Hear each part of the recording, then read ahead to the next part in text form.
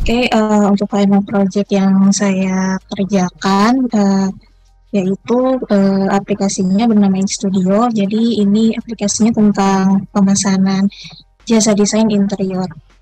Untuk pembahasannya ada 4, yaitu tentang aplikasi itu sendiri, kemudian fitur-fiturnya, dan ada sedikit tentang UML dan IR diagram dan teknologi yang digunakan. InStudio itu adalah aplikasi yang digunakan untuk memesan desain interior, dan kalau dari admin itu bisa maintain database-nya. Dan untuk aplikasinya ada 2 versi, yaitu ada mobile dan web, di mana webnya untuk admin dan mobile-nya untuk customer.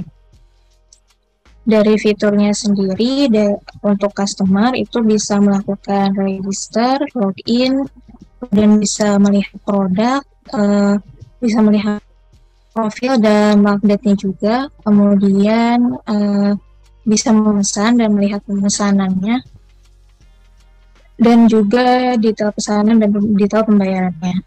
Kayak dari sisi admin itu fiturnya ada register, login, update produk, di mana update produknya ada 3, bisa menambah, mengedit, dan menghapus. Kalau image itu bisa upload dan delete. Kemudian untuk maintain order itu juga bisa mengupdate order dari customer-nya. Untuk UML diagramnya, yang pertama ada use case diagram, di mana hubungan dari customer-nya itu saya buat bagi 2, ada yang aktif dan inaktif. Kemudian untuk action-nya itu dari inaktif hanya bisa melihat produk, kemudian kalau untuk aktif customer dia bisa mengupdate profil, melihat produk, melakukan pemesanan dan pembayaran. Kalau dari adminnya dia bisa melakukan update produk dan update image. Kemudian admin juga bisa terhubung ketika sudah ada order yang masuk. Kemudian di sini ada design step, itu hanya untuk melihat ordernya saja. Kemudian untuk payment-nya ini dibuat ada bank transfer dan cash.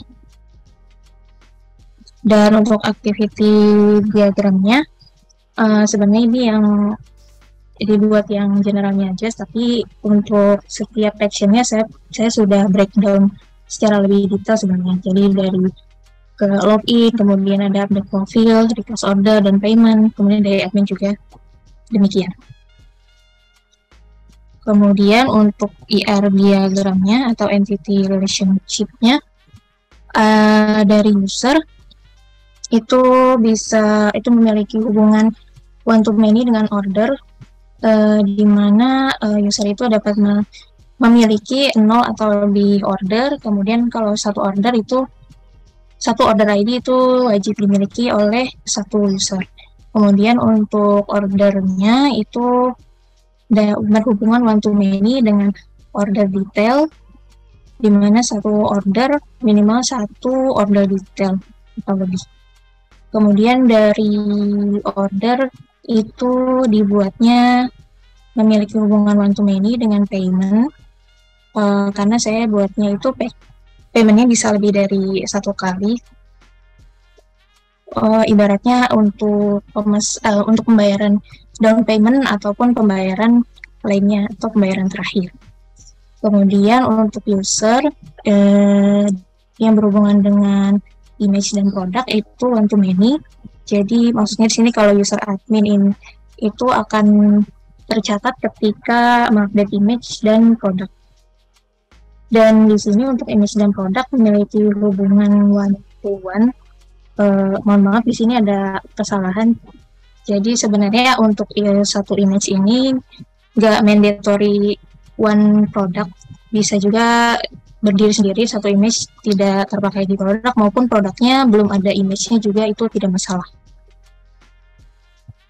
Kemudian untuk teknologi yang digunakan ada Java, framework Spring Boot, untuk tokennya JWT, kemudian API development tools-nya menggunakan Postman, database management system-nya menggunakan MySQL dan Firebase Storage, kemudian dari front end menggunakan React dan dibantu dengan Tailwind CSS.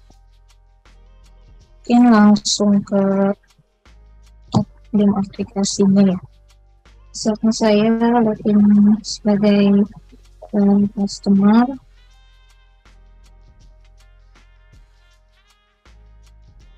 Ini tadi juga ada rulesnya, kurang lebih sama, satu huruf kapital, kemudian yang kecil, angka, dan special character. Kita coba login di sini. Nah, di tab produk ini kita untuk sementara ini baru bisa melihat produk-produknya saja. Untuk produknya, nama produk, dan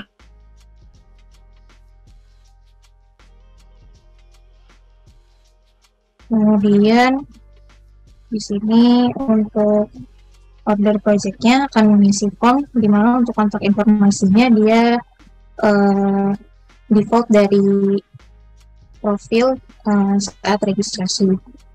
Kemudian untuk visi flash istilahnya untuk order konsultasinya, dan misalnya bisnisnya itu akan bertemu dengan desainer staffnya. Dan sini akan istilahnya untuk menentukan tempat janjian mereka. Sekarang kita isi. Jadi untuk order project pertama itu hanya untuk janjian ketemuan aja. Sekarang seperti ini.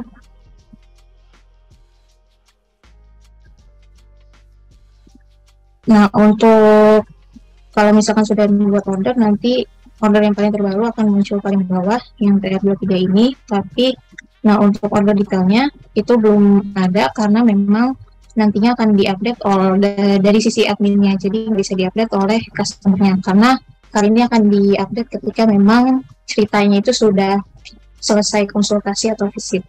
Tapi untuk order list yang lainnya, misalkan sebelumnya pernah memesan, di sini ada gambarnya, kemudian detail produknya, subtotal, dan total biayanya. Dan ini juga ada detail payment-nya.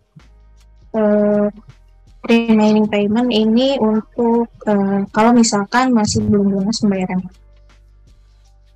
Kalau misalkan ini kita pay, kalau misalkan sudah lunas, dia akan muncul alert, jadi perlu bayar lagi. Nah, yang untuk ini, misalkan ini belum bayar sama sekali, nanti akan masuk ke form payment. Ini juga masih down payment, misalkan sebagai pakai bank transfer, misalkan namanya kita payment detailnya untuk down payment, submit payment, jadi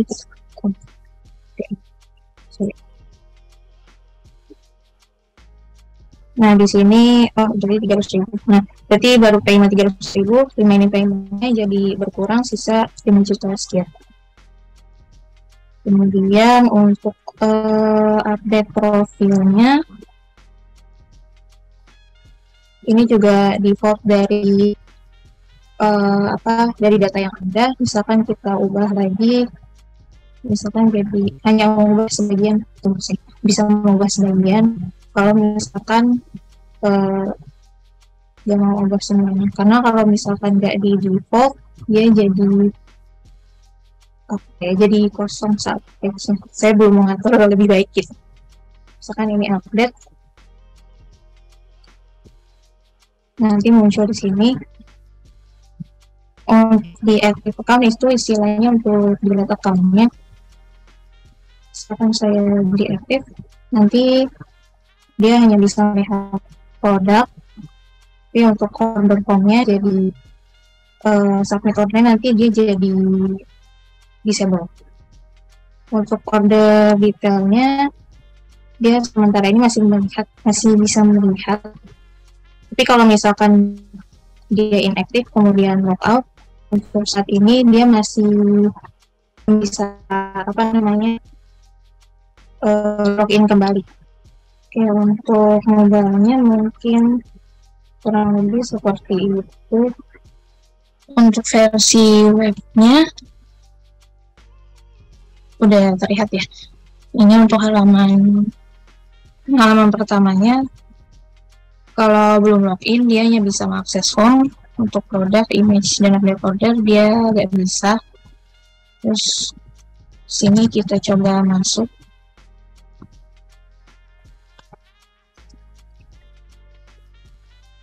Ini regeksi juga kurang lebih sama seperti mobile. Kita login. Nah, karena tadi kita mencoba mengakses halaman update order, jadi kita akan kembali ke halaman update order. Nah, kita coba dari produk dulu, kemudian kalau misalkan admin ini mau menambah produk, misalkan saya mau tambahin aja yang pernah saya masukkan. Ini image-nya bisa dipilih langsung. Jadi misalkan saya coba yang ini, submit, nanti yang muncul di sini di update produk.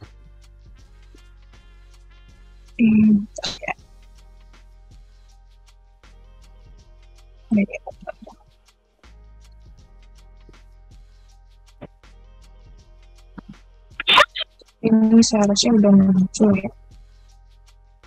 Tadi saya masih apa ya? Udah muncul ya kayaknya. Yang ini. Atau saya coba lagi ya. Soal CCTV kabinet. Ada.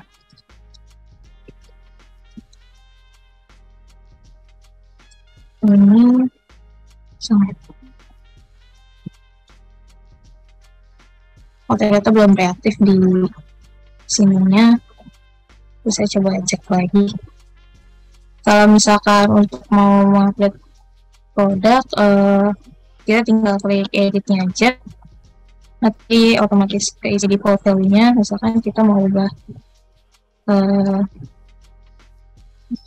nggak sama.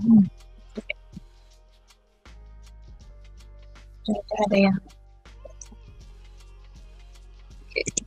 misalkan ubah harga dan dia seharusnya sudah reaktif, yang sudah berubah harganya.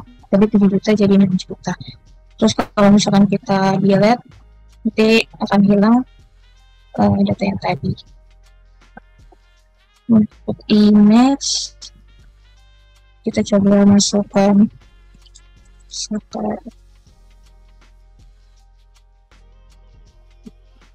ini, masukkan image, dan seharusnya di sini udah ada, ya di sini udah ada. Jadi kalau misalkan kita mau delete, tinggal kita klik delete-nya, dan datanya akan hilang.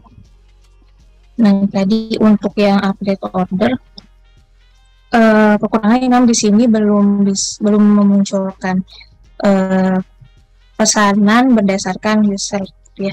Jadi ini masih berdasarkan order ID saja. Jadi misalkan ini data terbaru yang tadi kita update, kita tambahkan, misalkan sudah saya konsultasi, itu datanya bisa dimasukkan. Misalkan ada pemesanan bookshelf, ukurannya misalkan 5, estimasinya dalam bulan yang saya save, dan di sini udah muncul produknya. Mungkin kurang lebih demo aplikasinya demikian.